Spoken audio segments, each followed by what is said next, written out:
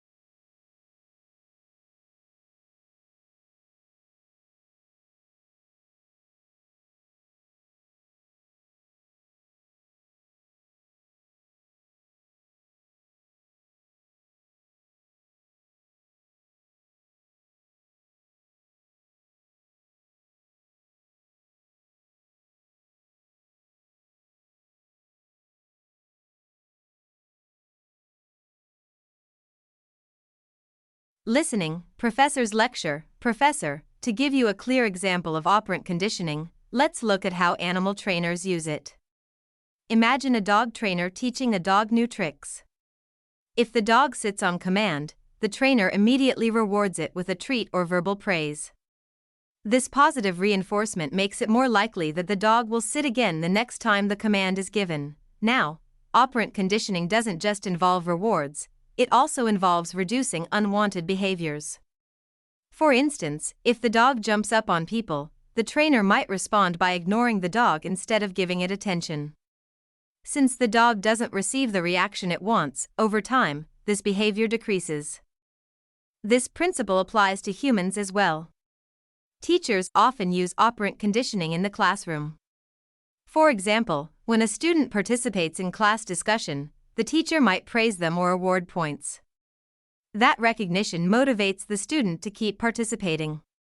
On the other hand, if a student repeatedly disrupts class, the teacher might take away privileges, like free time or participation in a fun activity, which discourages the negative behavior. So, the main idea is that operant conditioning is a process where actions are either strengthened through rewards or weakened through consequences.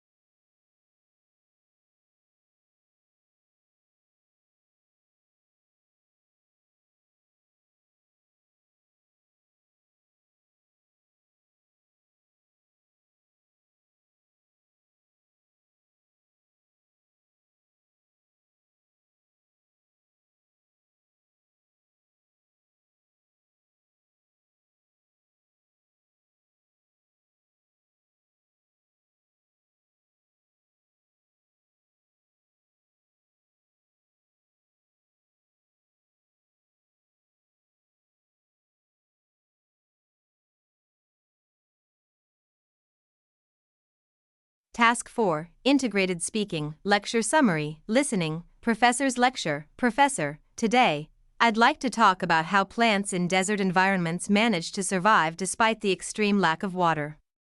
These plants have developed unique strategies that allow them to cope with harsh, dry conditions.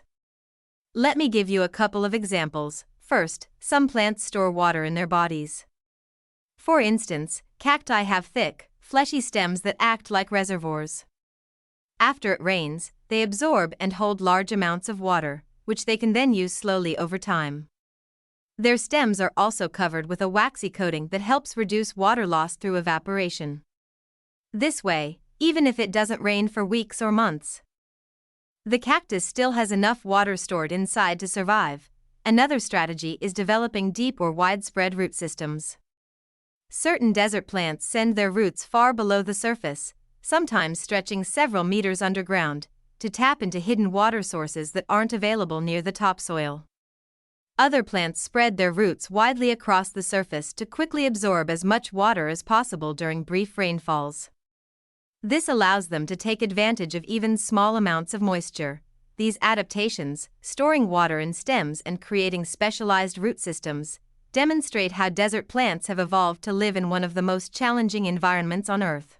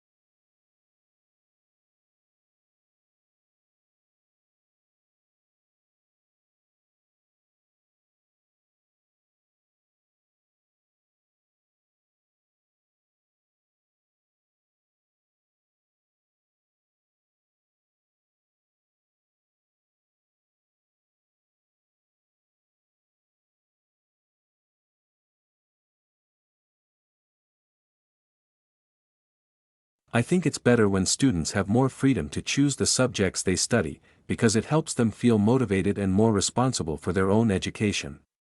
When students are genuinely interested in a class, they usually pay closer attention, participate actively, and remember information better.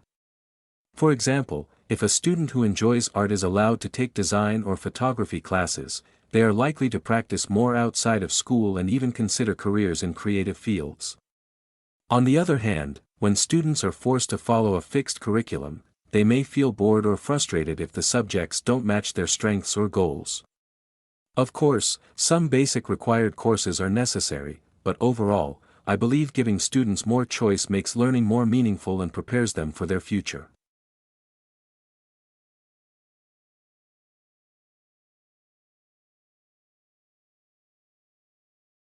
In the conversation, the man expresses a positive opinion about the university's plan to build outdoor study spaces.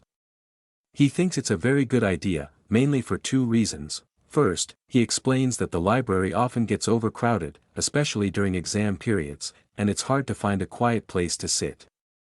By adding outdoor areas with tables, chairs, and Wi-Fi, students would have more options and wouldn't feel as limited to the library. Second, he says that studying outside in the fresh air can actually improve concentration.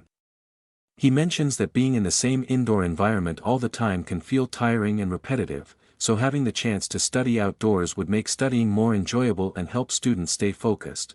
Because of these reasons, reducing library crowding and creating a healthier, more relaxing environment, the man strongly supports the university's proposal.